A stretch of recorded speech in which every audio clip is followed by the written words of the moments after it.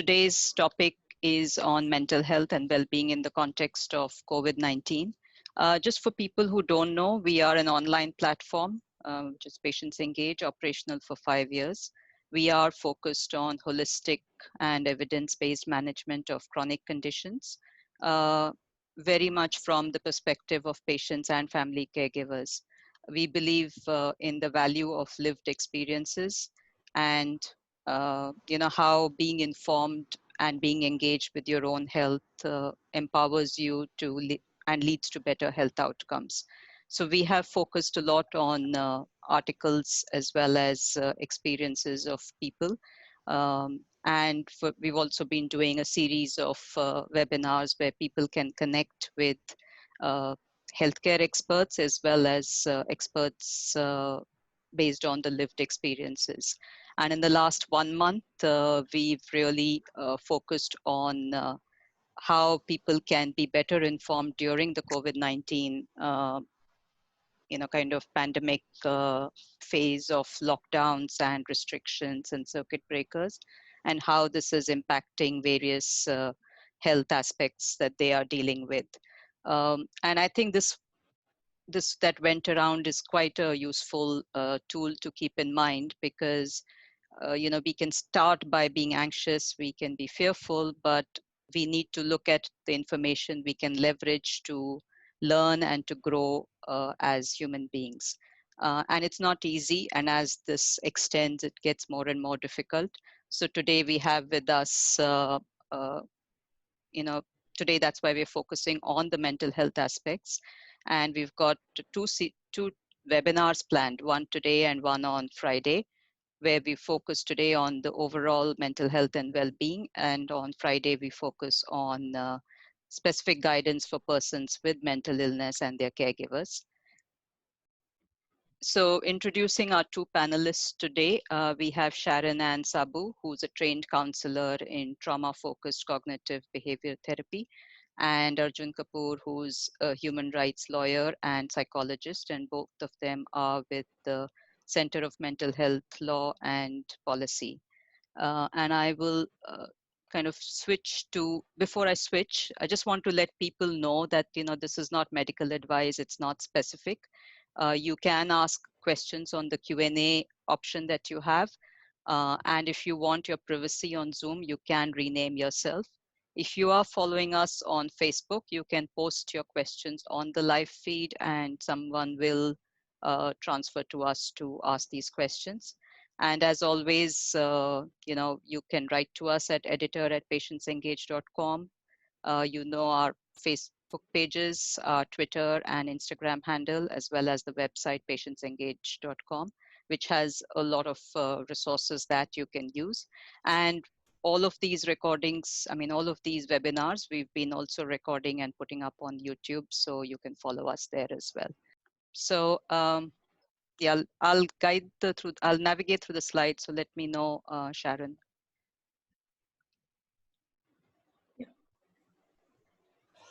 Okay, so I'll start. Okay. Okay, thanks a ton, Aparna, for the introduction and for allowing us to host this webinar. Thank you to everybody else who is attending this webinar. We also see that there's some people from Singapore, from India, so it's really good to see that we've got a wide range of audience. This is really an extraordinary time that we're all facing across the world. I think COVID-19 has really disrupted our lives in a way that we probably never imagined. This kind of stuff was limited, to the limits of sci-fi films and, popular culture, but this is something that we're actually now living. And in many ways, we are unprepared for the crisis that we are in, and for the crisis that will follow in the coming months, and the problems that are going to follow in the coming months as an impact, as a fallout of COVID-19 and the lockdown that we're experiencing in many parts of the world. So this is really like this is an initiative. It's an effort to to connect with people across and share some of our sort of ideas and views around how we could deal with the mental health implications and the problems that we might be experiencing during this crisis. And it's also, in another sense, a way to connect with people across the board. A lot of us are living, are isolated or living alone, and are experiencing the difficulties of having to live in these conditions. So this is also a way to just to connect with people across. So we'd also love to not only hear your questions, but also your experiences in terms of how you are dealing with the lockdown, in terms of the mental health problems that you might be experiencing, or how you're addressing them in specific ways. So just to give you a very quick outline about what we're going to be speaking about today. So we begin with a very basic sort of understanding of some of the psychosocial issues that we or our loved ones or our friends might be experiencing in the context of the lockdown. And then we'd like to sort of discuss more practically and more specifically in terms of what are the coping mechanisms that we could use in our everyday lives, just to make this a little bit more bearable and for us to help manage and navigate through some of the difficulties that we might be experiencing on a daily basis. So really our emphasis will be around focusing on self-care techniques, and how could we develop a plan for self-care, and what are the different coping strategies that we could be using, and lastly also in terms of empowering ourselves to reach out to others and provide support to them. Could be family members, could be our children, could be our elderly parents, friends, or even colleagues. um, like Aparna mentioned, this is not medical advice. And of course, what we're going to be discussing today is not exhaustive. There's a lot more in terms of information, resources, strategies to deal with mental health issues during the lockdown. We will be sharing some of those as resources during the webinar and afterwards. So we will share a list of those which with Aparna, who will then circulate it in your network. So Aparna, can we move to the next slide? Sorry. Just before that, Arjun, one question. Are you open for these slides to be sent to the participants? Sure, absolutely. Absolutely. Okay. We're happy to share these slides. And in case there are specific requests for resources, then we're happy to share those in addition to what we are sharing right now. Okay, thank you. I also just want to say that, I think it's important to understand that the nature of COVID-19 and this crisis is such that it's affecting every single body in the world. So in a way, there is a silver lining in the sense that we're all in it together, we're all connected. But I think it's also important to understand that this crisis is affecting people in different ways, depending on the socioeconomic strata that they come from, whether they have access to resources, what is their employment status, so on and so forth. So I also do want to recognize that a lot of what we will be discussing today might not be applicable to a lot of other people who might be facing a different kind of issues in terms of economic distress, so on and so forth, and that we're also happy to respond to some of those specific queries if we can't cover them in this presentation, and we're also happy to share resources regarding that at a later stage. So coming down to something very simple as how are we experiencing and reacting to this lockdown? And I think the first thing that we want to kind of really drive home is that all of us, like I said, are affected by this, and we're affected by this in different ways. We're all living in different contexts. We're living in different countries. Within our countries, we're living in different, cities, different. So there is a lot of diversity in terms of how people are experiencing this lockdown. And what's also natural to to experience during this period is a whole range of emotions and feelings. It's not necessary that everybody is reacting in the same way. They're definitely being affected, but I'm sure people are being affected in different ways. And some of the most common sort of responses that we have, or experiences that we've heard of in the past few days, is one is, of course, people have been feeling extremely anxious about the situation, about the whole lockdown. There is a lot of uncertainty about what is going to happen. Are we going to get affected by the virus? Are our loved ones going to get affected? What is going to happen if we do get infected? How are we going to get treated? Is there a cure? Will there be a cure in the future? So there are a lot of uh, fears and anxieties specifically associated with contracting the virus. Apart from that, there are concerns around, just our freedom being restricted and suspended. I don't think we've ever experienced a time where in so-called normal circumstances we've had to live in our homes for a long period of time. Our movement and our freedom has been significantly affected. So there is a lot of anxiety around not being able to step out of the house, about being bound within our homes. Some of us are living in also limited spaces, so that's also bringing up additional challenges. Apart from that, there is a lot of uncertainty about the economic distress, which is being caused by this lockdown, right? So a lot of people possibly will be out of employment. People are not being able to run their businesses. So there is a lot of insecurity around income, around economic issues, around financial issues. Apart from that, there is also just the sense of loneliness and the isolation. I think a lot of people have been experiencing that, especially people who are living alone. I live alone myself in my own house. My parents live in a different city, and I do understand that at times, I'm used to living alone, but I think, this situation has brought up a very different kind of an experience of having to live alone.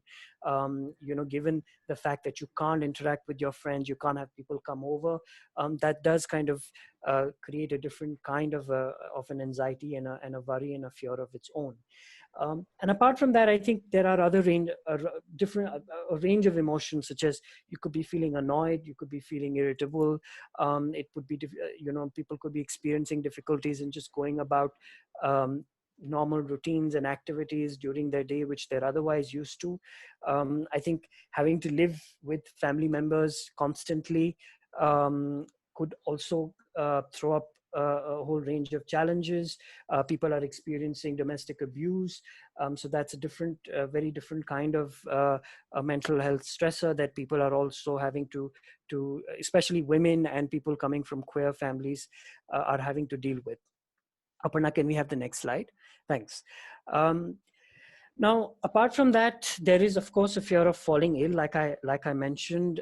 Access to health facilities and medication, especially for elderly people, because I think that creates a different insecurity of its own. People who have mental health problems and who need access to doctors and medical facilities. Apart from that, there is also the fear of, what happens if my loved one contracts the virus, especially for people who are living in different cities, right? What if I can't be with them in the times that they need me? There are also many cases where loved ones are passing away, and you can't be with them, so that brings a very different kind of grief and sense of loss, which people are having to deal with. And I think one also needs to pay attention to the specific needs of persons with disabilities who might be physically restrained and constrained from moving around, or who require caregivers or people to help them, to help support them in taking decisions, or going about ordinary activities in their everyday lives. And then there are, of course, people who are who might be queer, or who might be from the LGBTQ community, who might be trans persons, who might be experiencing a lot of discomfort in having to live within their families because because of the abuse, or because of the constant sense of uh, non-acceptance of their sexuality or gender, which makes it even more difficult to deal with during this lockdown period. And of course, there are also people who have mental health problems, and who are probably getting uh, medically treated for that. And living in the situation of a lockdown could also just trigger those experiences of mental health problems, of depression. It could be psychosis, it could be anxiety, it could be a whole range of mental health problems. So I think these are some of the most common problems that people have been addressing. I've already, of course, mentioned the issue of economic distress, and there is uncertainty around employment, around getting access to essential services. I mean, there are millions of people who are not being able to access basic things like food, not being able to go homes. There's a huge humanitarian crisis, at least in countries like India, where there are lakhs of migrant workers who have literally been stranded with absolutely no access to any kind of basic essential services, let alone being provided mental health care support. Next slide. So just in terms of stress, so I think it's important to understand that we all experience symptoms of stress, because stress is really a physical and a psychological response to any situation that may seem difficult for us to deal with, right? And there are various symptoms of stress. They could be physical and psychological. Physical symptoms could include just having headache, backache, bodily aches, not being able to sleep, losing your appetite, feeling extremely fatigued, or having a sense of low energy, not being able to concentrate on things. And some psychological symptoms could include feeling anxious, constantly worrying about things, feeling low, having a low mood, not losing interest in doing basic activities, so on and so forth. Can I have the next slide? Now, while stress is a very normal part of our lives, it's a very natural aspect of our lives to deal with the problems that we experience in living. Sometimes we could experience a set of symptoms which get protracted over a period of time, and which become extremely intense, right? And sometimes dealing with stress can be very simple, right? You call up a friend and speak to them. You go out, take a walk, have something to eat which you enjoy, maybe have an ice cream, or watch something on television, or just go and vent out to somebody who might be a loved one. But sometimes when these feelings become a little more protracted and more intense, your normal coping strategies don't always work, right? It might work for some people and it might not work for some people. And usually this experience of distress can be similar symptoms, but over a longer period of time and more intense, such that you're not able to go about doing ordinary activities in your everyday life, right? And a lot of what people are experiencing because of the impact of the lockdown is really between the spectrum of stress and distress, right? So it's important to understand that different people will require different kinds of interventions. Some people can deal with just calling up a friend and talking to them. Some might need to make a self-care plan or practice more intensive forms of relaxation. And some people might have to reach out to a specialist to get specific treatment, or they might have to reach out to other psychosocial responses. It could be in the form of relief aid, if you don't have access to essential services. It could be in terms of reaching out to a helpline for domestic abuse. It could be reaching out to a range of other psychosocial resources for addressing the specific problems that a person might be experiencing. So if we can move to the next slide. So what we're now going to look at, and I'm going to hand over to my colleague Sharon, is what are some of the coping strategies that we could use in our everyday lives to deal with the stress or the distress that we might be experiencing. And this could, like I mentioned, this can range from different self-care options to actually getting oneself referred to a specialist, or accessing someone who can provide more specialized care for the problem that one is experiencing. So I'm going to hand over to Sharon now to discuss some of these coping strategies.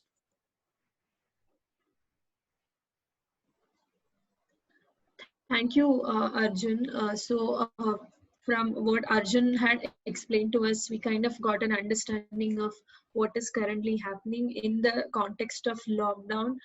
Definitely, because of a lot of changes that happened, because of the change of lifestyle, and because of the change in the routine, a lot of all of us are facing one or the other kind of stress. But it's also important to understand that it's okay, like, sometimes stress can be good with respect to helping us to manage our day-to-day routine better. But when the stress levels increases, and when our usual coping mechanisms are not working, or we need to think of alternative coping mechanisms, that is when it is very important that we just relook on what are the existing coping mechanisms available, and how can we think of something else which we can add to improve the well-being. So yes, first, I'm sure all of us, most of you who are a part of this webinar, is definitely following. This is our first way getting staying connected, being always getting our friends or family and getting online and through virtual or video conferencing, trying to reach out to them. So sometimes we consider that, okay, these things are happening, it's okay, I might not be much affected, but it's important to realize that all of us need someone to talk to, and someone to share what is happening, so that can many of us would not be comfortable having a conversation with friends or family members. So you can get in touch with professionals as well. So we'll be giving you details of support or helplines that are available where people can get in touch with. But coming to the principal aspect of it, it's in principle is staying connected. So you can be creative with respect to, we all know it's the at least in India, it's the 24th day of lockdown. So most of us have tried different ways of staying connected. So in the context of extended lockdown, it's also good to think of what are few innovative ways of being connected. So since only the virtual connection or connection by phone is the only possible means, some creative ideas, like, can we think of a movie club where we fix one movie and all of us see it together, or fix a time and have a discussion about that movie, or any other interest area that you have. Having check-in calls with few people whom who are living alone, that would be great. You don't necessarily have to talk about what you're feeling or anything, but in general, getting an update of what is happening, how are they managing the resources. So that kind of some activity. So there can be some scheduling some workout together. And few of the families that I've been getting in touch with, they've been telling about when the parents are at some place, children are at some place, they plan a similar time, and have a similar have a meal time online. So these are few of the strategies that I'm sure people are coming up with, and in these times we can think of. Next slide. Yes. So, because, as I mentioned before, because of this lockdown, our usual routine have been affected. So it's important that we have some activities planned, and we have a routine back. And most of us are trying to put in, trying to set the biological clock with respect to what time we can sleep, what time we can have meals, and everything. But along with that, it's also important to incorporate for few of the measures that we have mentioned in the PPT, that whenever you fix a routine, it's important that you have some time specifically for having a healthy meal, balanced food and everything. So that is anyway usually taken care of. Along with that, there should be some time allocated for physical exercise. So walking, if it is possible, or else you can uh, try any other online workout sessions. In YouTube there are so many workouts available which are like for 6 minutes, 7 minutes, 10 minutes, how much ever time. So the whole objective is to to sweat. And because most of the time, especially people who are doing work from home, you will be like sitting on longer stretches, or engaging in household activity. And it's very important that we engage in some physical activity, which can actually uh, which we sweat it out, and we feel good about it, and it kind of uplifts our mood as well.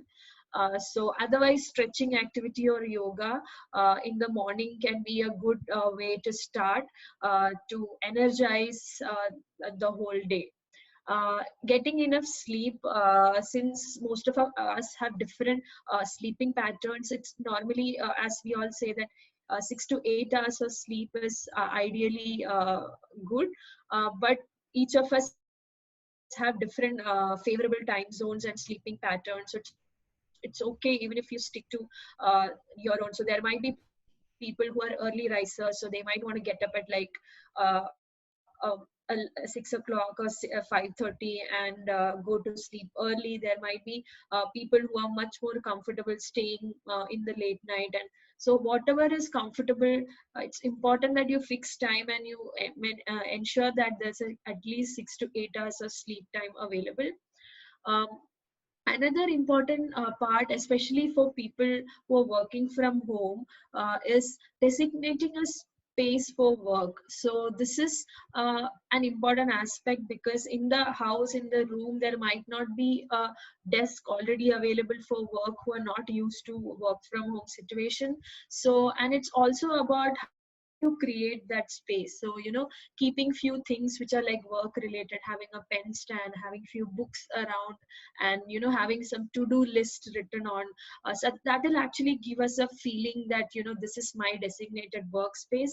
And it can actually give you that mental state of when you're coming and sitting at that desk, you feel like, okay, now I have to start working. So that is a good exercise, if you have a designated, if you designated workplace. Another thing which we all tend to forget is periodic breaks. So we tend to plan. We are all very optimistic with respect to, we make a schedule. We are like, yes, I'm going to achieve this.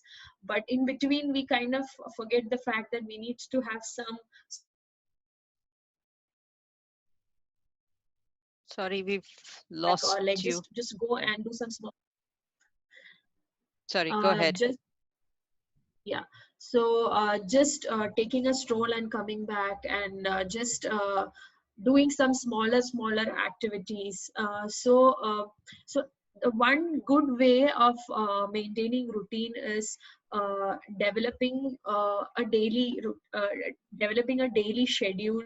When you get up in the morning, and when you're at your desk, kind of preparing a list of things that you want to do, and always include the list of things, even if that's the leisure activity. So how much time, or how are you going to plan out your exercise for that day? What kind of even writing down what meal that you're going to prepare will give you a certain amount of time. Okay, I have to spend this much time in preparing the meal. So that is also listed out. Also listing out what is that pleasurable or enjoyable or a self-care activity that you want to include on that day. So it can be watching a movie, or scheduling that as well. So it kind of helps. So the important aspect of setting a routine is that it pushes you, it helps you to go through, and what is happening and what you have to do next.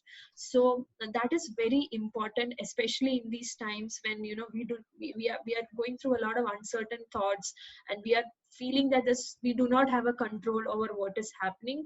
But what we have actual control over is our schedule, and making a routine for ourselves, so that our feeling of control kind of comes back, and it kinds of helps us to reduce our stress and feel motivated with respect to doing the task for the day. So I think on that, Next Sharon, slide. I'd like to add that, one of the things we've been hearing people talk about quite a bit is the fact that, they are needing to work from home, but their productivity is affected, for instance, because the children are also doing classwork at home. So, they are Yeah. asking for attention.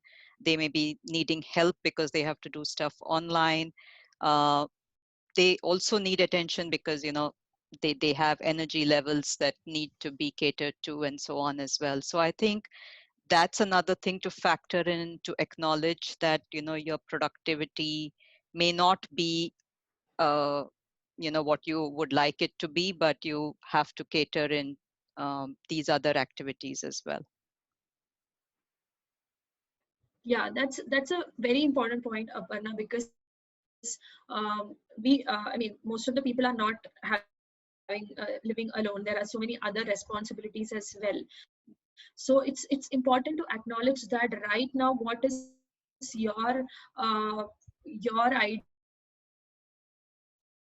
Sorry, we are losing you, there's a lot Sharon. of anxiety around I'm not being productive enough, but it's always good when you have a larger goal, or yeah, my voice is coming. Now it's coming. There was a time it had Okay. gone. Yeah. So whenever we plan for something, and whenever we plan with respect to when you want to achieve or complete the task, so what is your subjective understanding of productivity is an important question. Do you believe that it's a completion of a task, or do you believe that it's Uh, okay, I think we've kind of lost her. Sharon, can you in that maybe, of spending? sorry, can you cut your video, maybe just to audio for now? Because I think I don't know if your Internet is network, having, yeah, yeah. yeah, Okay. Okay, I yeah, hope I'm yeah, audible. yes, yes. Yes, so definitely what I was explaining is the whole confusion around am I being productive or not. So, how I would like to reflect is it's all what actually you think. And if you are actually acknowledging small tasks that you're doing, even if that's spending an hour with your child with respect to an online task that they have from the school, or if it's like spending a certain amount of time with your partner for so and so things. So all of that is actual task that you're taking as it's a part of your routine. So sometimes you might be having deadlines as well, but how much you are able to do it, and how much amount of time that you had spent on it, it's also important to acknowledge. Sometimes we just forget to acknowledge ourselves, and like celebrate over the small wins that we have. So I think that is an important perspective to look into. Yes. Yes. Next, if you click, yeah. So self care. Yeah. So while we discuss about the routine, it's very important to discuss about self-care. So other than the normal routine that we all follow, yes, definitely we all have work schedule, we all have household chores schedule, and physical exercise if you're doing that is also scheduled. But sometimes there needs to be few activities which we deliberately choose to engage in on a regular basis to maintain and enhance our health and well-being. So these self-care activities can actually prevent a lot of stress and anxiety during the quarantine, and enhance basically productivity. So when we structure our routine, it's also important that you also have some self-care activity where you have activities which is focusing on improving your mood, helping you to relax and calm down, and focusing on all of that matters, so that your overall well-being and your productivity is not much affected, and you can continue doing your work, and the concentration levels are there with respect to work as well. Next slide. So what are some of the types of self-care? Again, it is very subjective, but I'll just go through how just a few understanding of how do you understand self-care with in terms of like so especially physical aspects are in what I already discussed about, like having proper food, hydrating yourself, having exercise, gardening activity if that's possible, having a if people are interested in dance or like aerobic kind of workouts, engaging in that. Yeah, having game sessions, like there are few people who have space in their courtyard, who engage in badminton and everything. So not necessarily that you need to go to a gym or I think we've lost Sharon again. at least 10-15 minutes a day to engage in some of the social activities that I already mentioned about the social activity, getting in touch with your friends, family, being a part of online groups, peer groups, etc. Something to self-care activities for our mental health or psychosocial well-being sometimes are taking time for yourself. So giving some time for yourself, and sometimes not scheduling anything can also be helpful. That can be seeing your favorite movie, doing your favorite task. It can be like watching the series or whatever your favorite task, or the creative task that you want to engage in. Just reflecting on that, and engaging in at least one activity a day with respect to that. Spiritual activity is again a subjective matter. If you are if you have been practicing meditation and other spiritual aspects, that you can include, and definitely emotional level. So how do you express your emotions? And it's important that you express. So sometimes people might not be comfortable always talking, but you can use other methods like journaling is actually having a dedicated book to yourself, and how you can write down what you feel, and what is your what are the emotions throughout the day and everything. So that is one. Next slide. So these are some of the questions that it's useful for any of us. If you do not have a self-care plan already, to think through. So people who are attending this webinar, I would want you to just have a if you can have take a paper and a pen, or you can also just reflect while I'm going through each of the questions. This is basically to help you to plan some of the activities. There might be things that you're already doing, but also to just brainstorm. So let's reflect on which is that one activity that help you to relax and calm. So I have mentioned a lot of activities here, but for each of you there might be that few activities that is something that you use, or you have been using previously, which has helped. So what is that one activity that helps you to relax and stay calm? So you can write down at least two activities on that question, which will eventually help us to create a elaborate self-care plan. Moving on, the next activity you can reflect on is what is that activity, what are those activities which support to uplift the mood. So these can be like uplift the mood means it can be like hearing a music, reading something. It can be reading a poetry, engaging in art, craft, whatever, which helps you to uplift your mood and make you feel happy, and give you a lot of energy in that moment.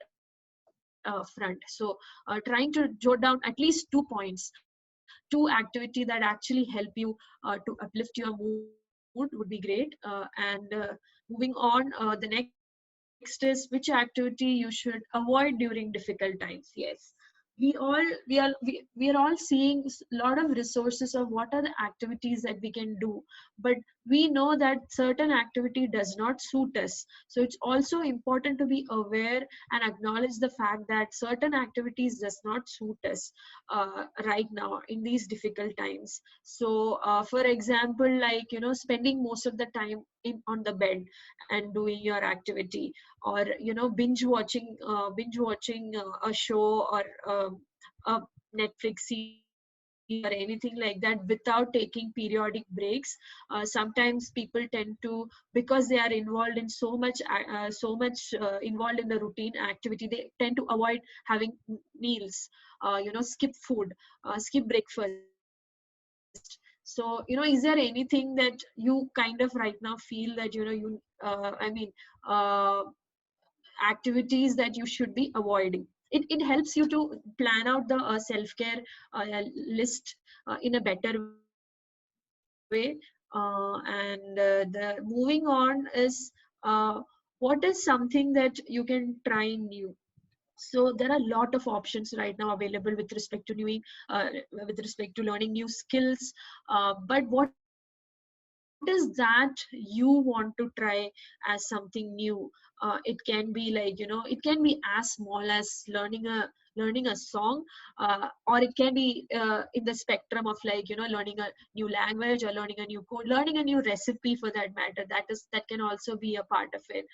But it sometimes help, but you don't necessarily have to do it on an everyday basis, but at least on a weekly basis, if you can think of one activity that you can do, which you always wanted to, and that can be related to something that you want to try new. So that is one, and you can, if you can think of at least two activities on that front, which can eventually help you make the self-care plan. And the other question that you can ask yourself is which family or friend or family member they can reach out for support. Like, who are those people? Making a list of people. So it can be also like one or two people. The important aspect is that they have to be people that you trust and you feel comfortable, and you get a good vibe talking to them. But that can be your core list of people, at least two people in that core list. And there can be friends and family that you in general wants to reach out, just because they have been staying alone, or like whatever aspect. There can be some elderly people in the family that you feel like reaching out to. So uh, when you make a list of people that you want to reach out to, it's important to have some core people, and then the next level of people who on a next basis that you can reach out to whenever you need support. And it's in that, Sorry. while making the list, yeah, while making the list, it's also important that there are few people that you might want to avoid during especially when you're going through a bad time, and the days when you feel a little low. So just write down the names of those people as well, so that these are the people that you should be avoiding while uh, on those days when you're feeling low. So so these are few questions, but if you're able to at least come out with two activities for each of the question, this will actually help you to make a list of some of the self-care activity that you can plan and put it in the routine, and make it a part of your routine. But it's okay if you're not able to come up with any plan, or you're already having few self-care plan in place. It's well and good. There's no need to push more and more self-care activities into it. At least how I would suggest is, if you are able to do th- uh, 30 uh, a 30 to 1 hour exercise session a day, physical exercise, and again a 30 to 45 minutes of a self-care activity a day, that can actually improve a lot, and that can actually help you to deal with the day-to-day stressors, at least on a daily basis.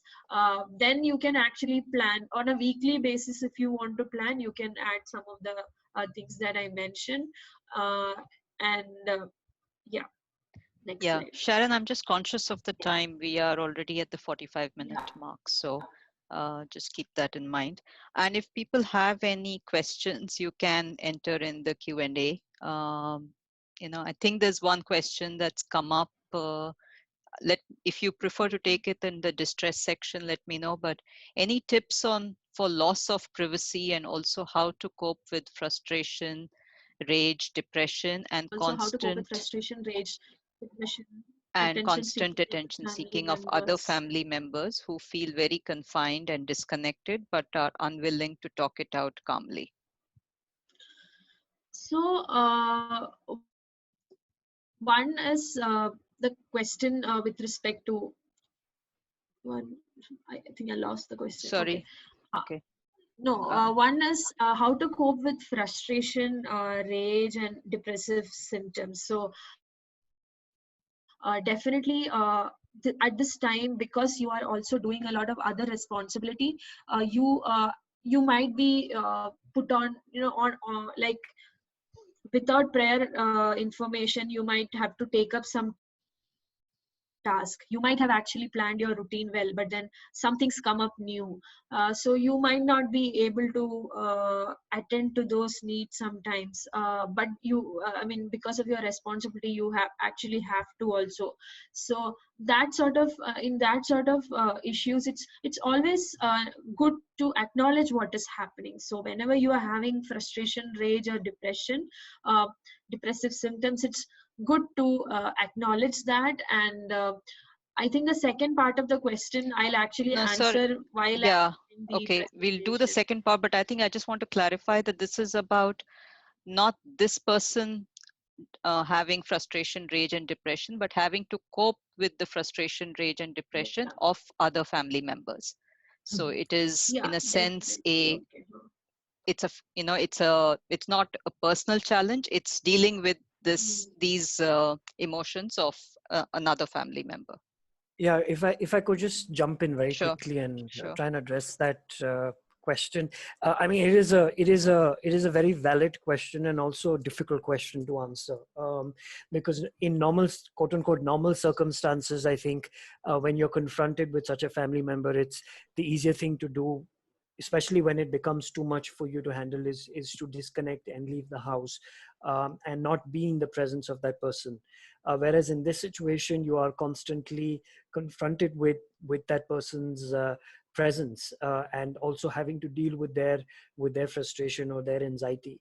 I think, like I said, it's a difficult question, but a couple of things that you could possibly do is, first of all, is to recognize that um, it's not always your responsibility to contain their anxieties.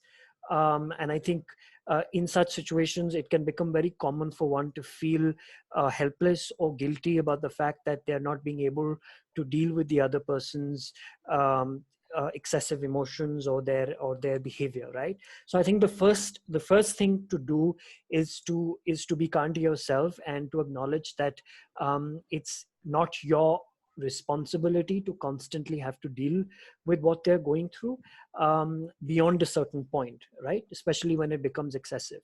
The second thing that you could possibly try is that if you're living with other members in the family, one possibility is to speak to the other members in the family and share that burden with them, right? Is to kind of ask them to address the person's specific needs from time to time, so that you personally don't have to deal with that person constantly. Say if you're living just with this person, another way to address it would be to speak to other family members who might be located in other cities but can still be in touch or in contact with this person, right? So maybe putting them in touch with somebody else, maybe a family member or a friend who's living in another city, could be another way to share the responsibility of having to address this person's rage, depression, or any other excessive or negative emotions that they're feeling, assuming that this person is unwilling to talk about it, like you mentioned in your question. Of course, in a situation where the person is willing to talk about it, it's very easy that you confront them, sit them down, try and draw boundaries, express your own vulnerability and your own ability to deal with them after a certain point in time. Um, but of course, I do understand that if they're not willing to talk, then I think the best thing to do in that situation is to share that with somebody else in the family, so that they can at least share the responsibility with you, and you don't have to feel pressurized all the time. In terms of loss of privacy, again, that is, I completely understand. It is again a very difficult challenge to deal with. I think in families or situations where you can speak to somebody about it, where they're willing to talk about it, it's good to set boundaries, and kind of to communicate the fact that you might want your space. You might not always get privacy in terms of being in a room, but at least your family members could agree to keep silent for a certain part of the day, where you are engaging in your own work, or you're at least allowed to engage with your own thoughts without having to deal with somebody else. So I think one will have to find more creative ways of dealing with privacy, especially in situations where it's not possible to leave the house, or for the family member to leave the house. There's another question about what if you can't avoid the person who causes you stress. We'll get back to this question once we move on with the presentation, but we will definitely flag this. I think this question is by Charlie. Charlie, if you can just hold on, we will get back to this question once we move ahead in the presentation.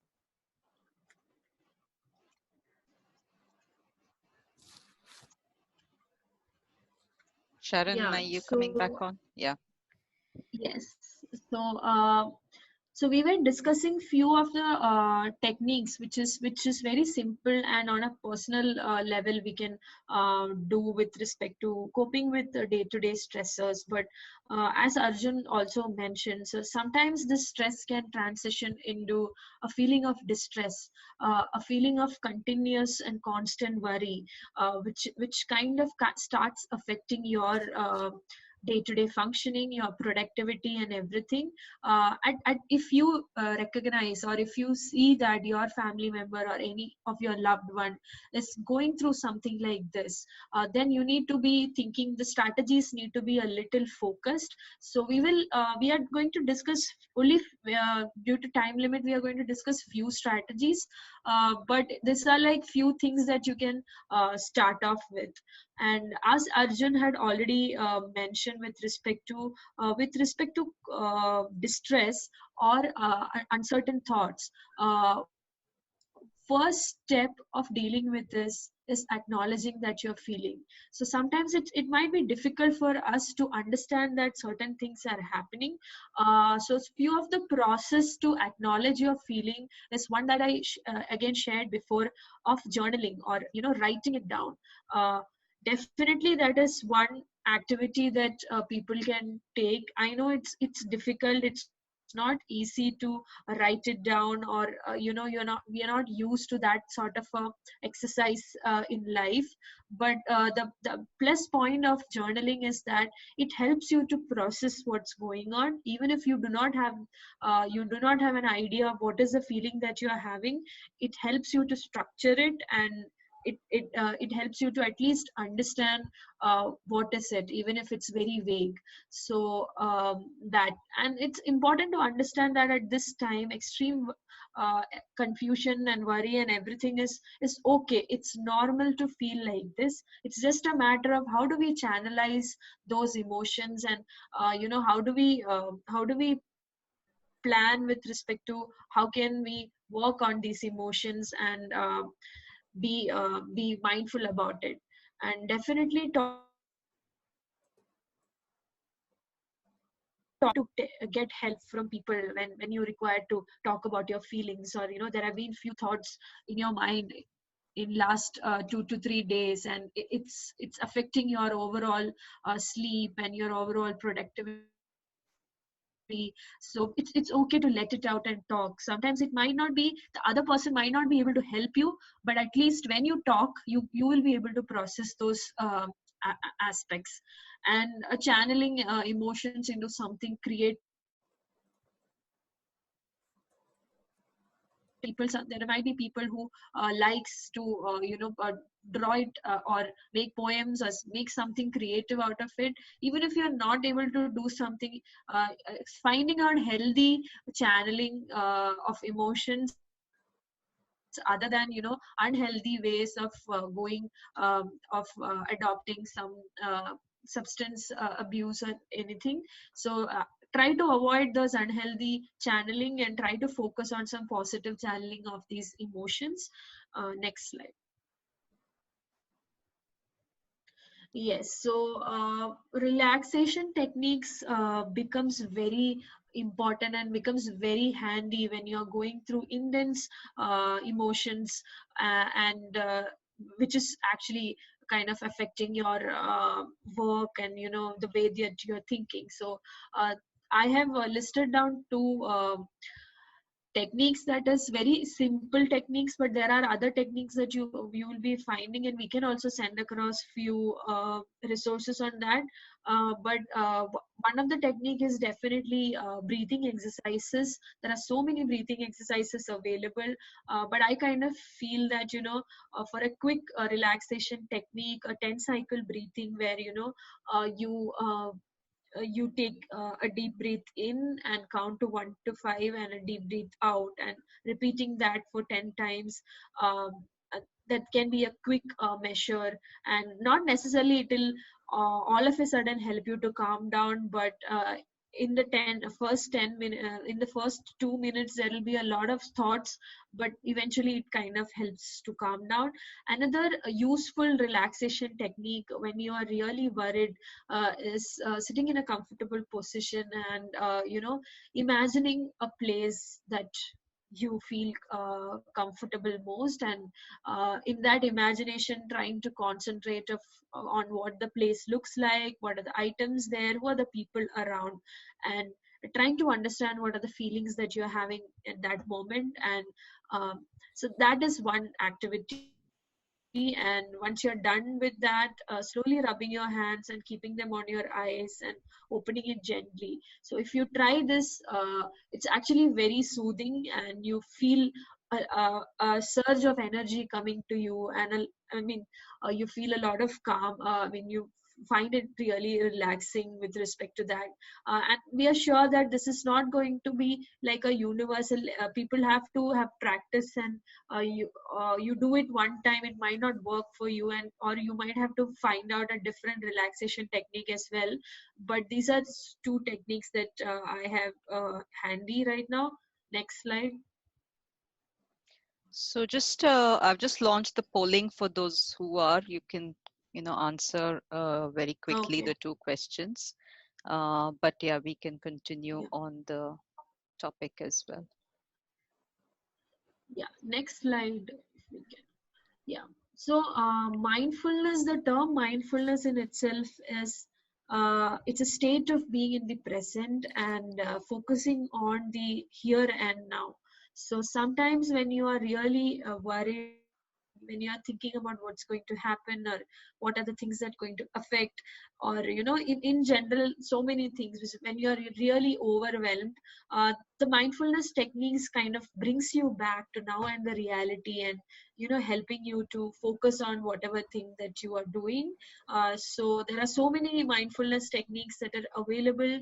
One of the thing is like when you're sitting in a place, and just reflecting on what is that one item that you can see, that one sound that you can hear, noting that sound, and what is that a smell that you can ascend, that you can smell, what is an object that you can feel towards your body, like it can be like your clothes or the floor or whatever, and one taste maybe you can remember. So these are like using your senses to bring back to here and now wherever you are. So this is very helpful when it comes to anxiety and a lot of anxious thoughts. People especially having those, and the other exercises as well. There is other 1 minute exercise and finger acupressure exercise that I've mentioned. So we'll be sharing this PPT anyways. I'm not going in depth, but there are so many exercises available which you can actually within 5 minutes or 2 minutes you can actually help yourself to relax and come back and be in the present. Yeah. Next. Next So slide. before Yeah. we get into this problem solving, just one comment or question for you, Sharon or Arjun. There are people who kind of go through the day and they're busy right through the day. They're doing their exercise. They are, doing their various activities for the day. But at the end of the day, when they try to sleep, they still struggle to sleep, or they have tightness in chest. And then they start worrying at that time. So do you have any tips for them? Should So they be incorporating this relaxation as part of their bedtime routine, or should they do this multiple times in the day? So, Aparna, so in this case, so one aspect is that especially the bedtime routine. So we have to try out and we have to see what is that one routine that actually help us to feel calm. So a lot of techniques like this are available, but I would like to point out that safe space activity, which is something which has a lot of impact in helping us to calm down while we are going to sleep. So, laying down, closing your eyes, trying to imagine a safe space, because when you go to the bed, that is the time when you have a lot of stagnant, when you have a lot of thoughts coming to your mind, and we need to channel those thoughts and to structure those thoughts as an activity like imagining a safe space, something like that. Or another useful technique is called progressive muscle relaxation, where you kind of like focus on each part of the body, starting from the toe to your legs, your knees, focusing on each part, and trying to understand if there are some pain in that area, and uh, breathing, having deep breath along with it. So progressive muscle relaxation has been very much instrumental in helping people to calm down and helping them to slowly go into their sleep as well. I am really sorry we couldn't put a lot of activity here, but definitely we can share resources around that. But Sure. relaxation technique has been proven with respect to helping in sleep related issues. Okay, all right. Yeah, and I'd just Thanks. like to add from personal experience, because I often do experience a lot of breathlessness and anxiety. And I think the first thing to understand is that different things work for different people. So you might want to try different strategies and see what works best for you. For me, personally speaking, breathing exercises work very well, and I do them at multiple points in time during the day, especially if I'm feeling breathless or anxious. I take about 5 to 7 minutes off, just sit down on my bed, do some deep breathing or mindfulness, and then get back to it.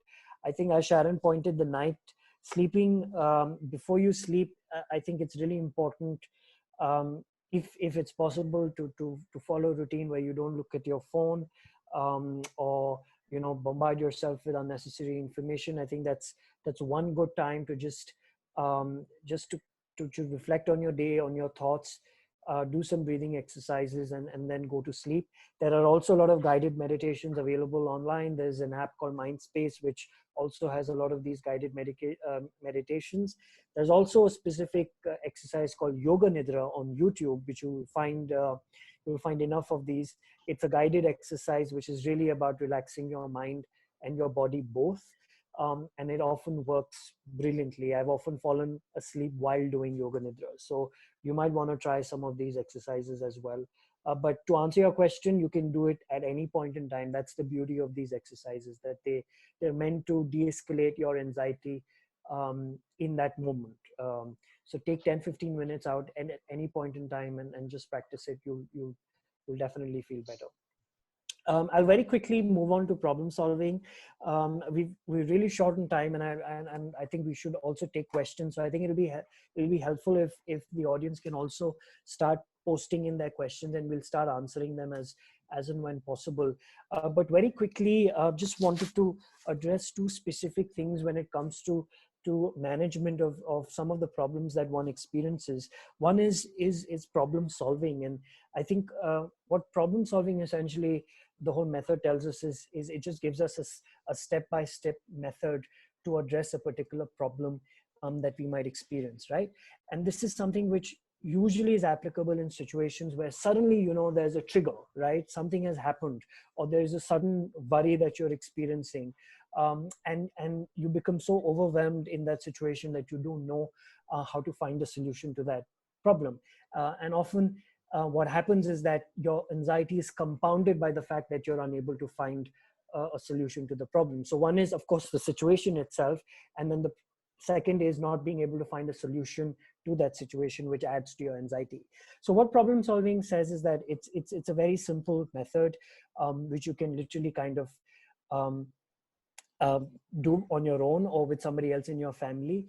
So just to give you an example, say for example, one of the most common problems people are experiencing in India is not knowing how to access groceries, right? Because a lot of us are living in a lockdown situation in containment zones where we might not have access to groceries, and there might be situations where something might get over and you don't know how to go around replacing that particular item because you can't step out, or the shop is not open, or there's no delivery happening. So I think so if I had to address this in a stepwise manner, I would first, of course, look at what the situation is, right? And in this situation, the problem is that I don't have access to groceries, I can't step out. How am I going to cook food, or what am I going to do? How am I going to replenish my stocks, right? So that's the problem. The fear of not being able to step out and get access to groceries easily is what compounds that situation, right? Now, in this situation, what I would essentially do is first identify which problem is it that I want to address, right? If it's a question of something as simple as how do I replace or replenish the stocks in my house, the groceries that I need, if I just identify that problem and say, okay, let me first see how I can address this specific problem, right? Now, there are two ways to address it. First is to, of course, find solutions to that problem. And the other is to change your reaction, right? That is, how do I respond to this problem? Am I panicking, or am I getting extremely anxious? Am I worrying too much that I can't think? If that is the situation, then maybe you want to involve somebody else in your family. You might want to call a friend and say that, listen, okay, I don't have groceries, I don't know what to do, can you suggest what I should be doing, right? So the important thing to understand is that if there is a problem, don't try and control the reaction first, because there is always a solution to most problems, right? It just appears like there isn't a solution because of the crisis, but more often than not, we can find solutions when we involve other people who might be in our lives, either our family members or our neighbors or our friends, right? The other thing then to do is to list down what those solutions could be, right? Okay, if I can't step out, can I just call my neighbor and ask them to help me out with something till I can step out to a grocery shop and buy what I need to buy, right? So maybe that's one option. Can I call a friend and ask them to deliver something, right? Can I ask the shop to deliver, if they're offering delivery services, to deliver that stuff at my house, right? So there are different solutions which you could possibly think of, provided that you give yourself that space to think of those alternative situations, or involve somebody else to help you think of those alternatives. Finally, the next step would be to take a decision. in terms of what would be the best decision and the most feasible decision, given it might not be the best decision, but it might be the most feasible one, because in the current circumstances, that's the best that you can do, and that's fine, right? You might not get the brand that you want, right? But you can get a substitute, and that also should suffice, because in that moment you are dealing with a situation where you don't have as many choices or options. So I think it's also important to be okay with taking the decision which might not be the best, but is the most feasible. And the last is to develop a plan for implementation, which I've already explained. So I'm not going to focus more on that. The next is behavior activation. Now, I think one of the things that's also happened with me personally is that in this kind of a situation, in a crisis situation, often you get overwhelmed with feelings and emotions which kind of demotivate you from doing a particular activity, right? Now, it's important to understand that this is a vicious cycle, right?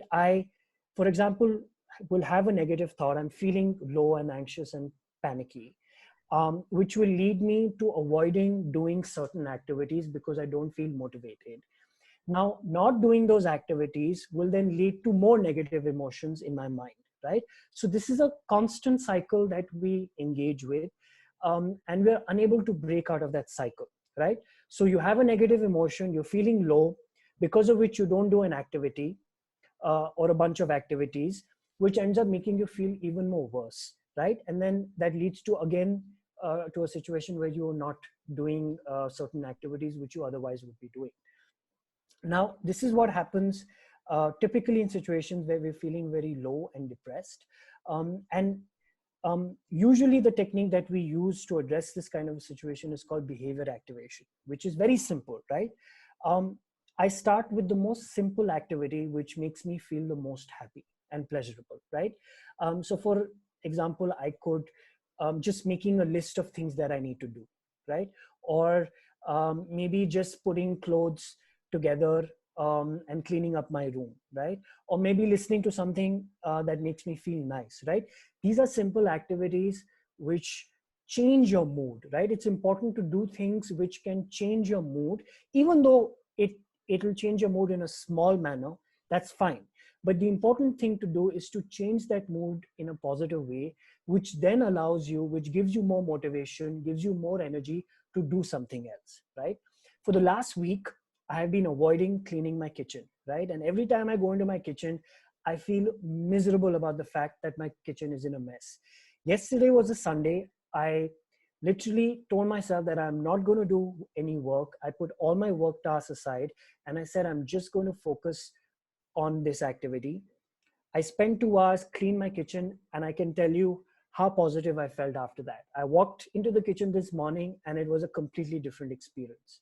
So I think behavior activation is all about doing small activities. Sorry, Which I'm make just going to have to ask you to move on faster, Arjun. People Sure, want to sure, get on sure, to the other two topics as well. sure, sure, sure, And there sure, are a few questions, yeah. sure. So yeah, so I think that really kind of sums up what behavior activation is about. And if you want more resources to practice this, then we're happy to share that after this webinar. Thanks. Do you want to address the questions right now, Aparna, and then Yeah, move so I on to the think next? this, how we provide support is, I guess if you can just answer it rather than going through the slides, if you can Sure. just talk through that for that question. I think Sharon, you said how can people, you said you would answer this, how can people be supportive to each other through emphatic listening?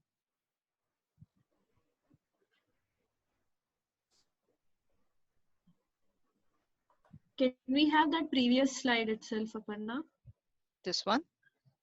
Yeah. So yes, so we had one question again asking about how can we people provide support uh, through empathetic listening. So yes, before we discuss about what are the do's and don'ts, I just want to just quickly tell that when someone is reaching out to you, it's important to understand that in this situation, what empathetic listening.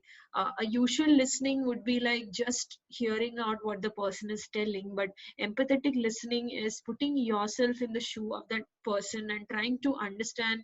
So the issue that the person might be sharing with you might not be what you are facing, but trying to understand what the person is trying to tell and what is that real issue. So that is what empathetic listening means. Second thing to keep in mind is when you are providing support of any sort, or like having a conversation, be genuine to that person. Like, do not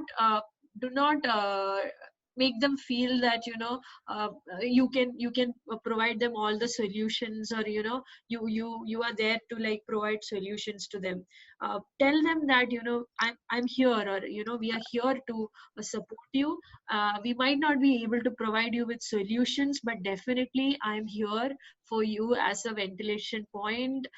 You can share whatever you want, and that's bringing that we always have this tendency to always solve the other person's problem whenever they get in touch with us, and even people have that expectation that other people needs to solve. But if you really want to support a person, it's important that you be there, help that person to think through that problem, and help that person to come up with alternative solutions, rather than you directly providing an answer or a solution. So hear the person out, help them think through. If they are really not able to come up with the solution, then only you give a direct solution. So that can be helpful, and it's a very enabling process, where the other person also feel that they participated, and they were able to think through the problem as well. So that is very important when we provide support. Next slide. Before that, Sharon, I'd just like to address, there's a question that's come in through Facebook. Any additional recommendations for domestic workers who are essentially helping at home, who are shut in at home with their employers? So I think what I would like to add to that, I think, is also similar to this in terms of how do we provide support. Is one is, they are also away from their own families, and their families, their families at home may be going through similar lockdown situations. As we know, a lot of the countries in the region are in similar situations. So it may be useful to listen to them and to provide them, or at least help them get directed to similar resources that they can use. And if there are, again, they're not allowed to go out on their Sundays off. So if you can make sure that you're giving them their free time, and and also maybe during this time you do give them Wi-Fi for those families who don't give them Wi-Fi access or data access. I think it's a useful time for them to stay connected with their families. So I think that's something that I would like to add to that question. And I think there is somebody who's really in a rush. So if you want to answer that question about how do I know if I should be seeking the help of a mental health professional, do you want to take that first before you get to it in your slides? Sure. Yeah, so we are actually going to discuss that component of how do you understand that you need to approach a mental health professional or a counselor. So we'll be getting to that. So I think we'll complete this part of how do you provide support to your loved ones. So it's important to keep in mind. We'll definitely share this resource of what are some of the do's and don'ts.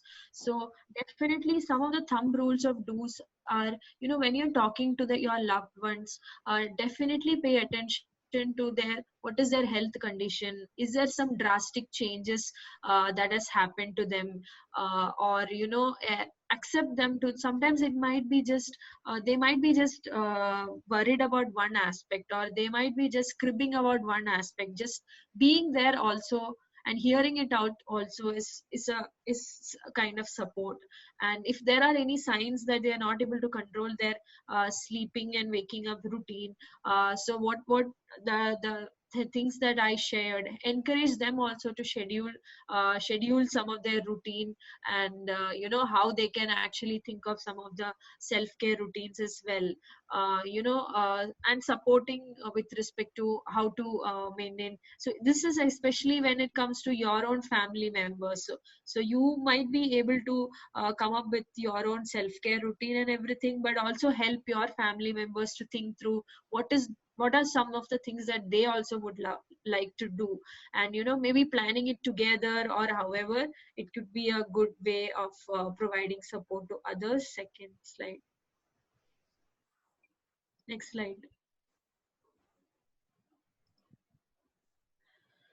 Yeah, so another way, definitely, while keeping in touch with others, which I already mentioned.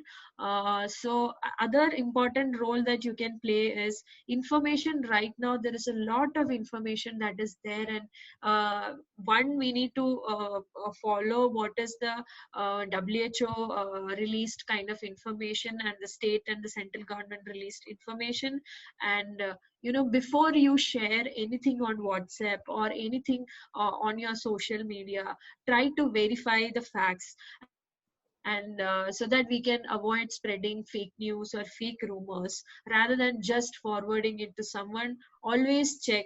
We will definitely, when we send across, we will send you resources where you can actually verify and check those fake news as well. And keeping updated, and we all know, we need to know that what is happening in current situation is very much necessary. So when you're having conversation with your loved ones, try avoiding giving the updates about number of death. And if you can try to change that narrative into these many people recovered and these many policies are coming. There are few states in India, the lockdown has been shifted. So discussing about that could be a good conversation, especially in a positive way. Second, next slide. So some of the don'ts are kind of, which I already mentioned, like do not give too much information related to like like COVID related information. Cut out that kind of a talk to limited, and have uh, their personal life, and their activities.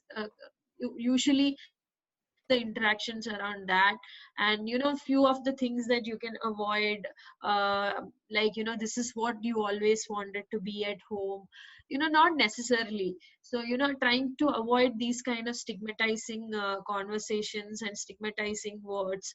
And even when you are referring to with COVID-19, people affected with COVID-19, um, don't disrespect them by saying victims are like suspect, and stigmatizing people who are affected. So this is something very important, because even in the family interactions, I mean, in the last few weeks, I've also been getting my family members calling up, because a lot of extended family members have been affected by uh, COVID-19. And people are not even when people are like just tagging them, oh my god, they have got it. They're kind of like circulating the rumors around. It's not a healthy way of doing it. If we need to be there for that family, and we need to provide support to that family rather than stigmatizing the family. So that is one important aspect. Next slide. So referring to next slide again. So we had a question about how do I know I should be seeking the help of mental health professionals. So these are some of the pointers that you can keep in mind with respect to when you know that you need psychosocial support, an external or a professional support, or when you are in getting in touch with your loved ones, family members. If you are observing any of these pointers, it's important. It's important to note that you need to tell them that they need to go for a professional counseling, or whatever professional support. So especially signs in sleep disturbance, they're not able to have food or having weight loss with respect to that. So that is a clear sign that something is affecting their routine, and at least they need to get in touch with the general physician to understand what is the situation. And if people are expressing any ideas of self harm or suicide, or there have been attempted suicides, then it's very important that you refer to appropriate counseling services. There are free hotlines, helplines, which are available for people to provide psychosocial support by professionals. So definitely refer. We'll be having a slide on that as well. And if people are undergoing any form of abuse, especially domestic abuse, and there have been reports stating that the child line or the child related abuses are increasing after the lockdown. So there can be, so the number for that is for childline in India is 1098, and a women helpline number in India is 181. So these are some of the resources that you can use as well. Or of anyone going through something similar, you can definitely refer. And Yeah, for those previous from slide. Singapore, there are local helplines which we will update and send out with the notice, with the email. Just a very quick Yeah. point that I wanted to add, Aparna, is when it comes to referrals, I think it's important to understand that if you are feeling very distressed, which means you're feeling very anxious, you're feeling low, you're panicking, and you're unable to cope with it on your own, or a family member or a friend is also not able to help you cope with it, then maybe it's a good idea to get in touch with the mental health professional. Normally they say, if you are experiencing sleeplessness, poor appetite, not being able to do basic activities, feeling extremely low all day long for at least 10 days, 10 to 14 days, then that could be a sign of a mental health problem, and you might want to reach out to a mental health professional. And lastly, if at any point in time you are experiencing thoughts that you want to end your life, or if a person is feeling suicidal, then it is always a good idea to get in touch with a mental health professional. Or if a professional or a counselor or a psychiatrist is not available in that moment, then reach out to a friend or a family member or a helpline. But yes, please do reach out and talk, because that's very, very important in such situations. Okay. So thank you, everyone. I think I don't see any more questions at the moment, and we are, getting to 8 p.m. in Singapore and 5:30 in India. So I think, as we talked about, always some basic stuff always help: move, stretch, exercise at home, get 10 minutes of sunlight, even if it is near a window. And we try out these techniques that have been suggested, and as Arjun said, that each one has to figure out what works for them and at different times, and there are multiple resources which we will add to the email and the links we send out. And reach out to us if you have questions and concerns, and also a reminder that on Friday we are talking to Dr. Kaustubh Jog, who's a psychiatrist, and we'll specifically focus on guidance for persons with mental illness, as well as what their caregivers can do to handle the situations. Um, and just a reminder on our social things. Um, the next two other things which we have planned is, we are continuing our series on kidney health. So tomorrow we are doing on in Bengali, and on Thursday in Kannada. The Bengali one is confirmed. So, and I think I really do want to thank the participants who have been there and stayed through a fairly long session as well, and asked some good questions and sent us some privately. And thank you, Arjun and Sharon, for taking the time to pull together these resources and these techniques, as well as to address this important issue. It is an ongoing issue, and I think we'll probably need to, kind of look at this on a long-term basis, because the mental health outcomes, or the crisis that will kind of, and I hate to use the word crisis, but definitely there will be people who will need support, and we need to acknowledge that this is not just an infectious disease issue, it is a mental health concern as well. And we need to acknowledge how we are going to deal with the different segments that are affected. So we've talked today in general, but there are the elderly are facing different issues around this because they are feeling extremely frail and vulnerable. People with terminal conditions have their own anxieties, um, and people with disabilities have their own challenges. So we are seeing this come up again and again in different uh, perspectives and aspects as well. So yeah, we need to probably we will do a series that extends beyond just this week, as things go. Okay, thank you everyone, and Thank thank you. you Arjun, thank you Sharon. Thank you, Aparna. Thank you. And thanks to the audience for sitting through, and wishing you all the best, and be safe.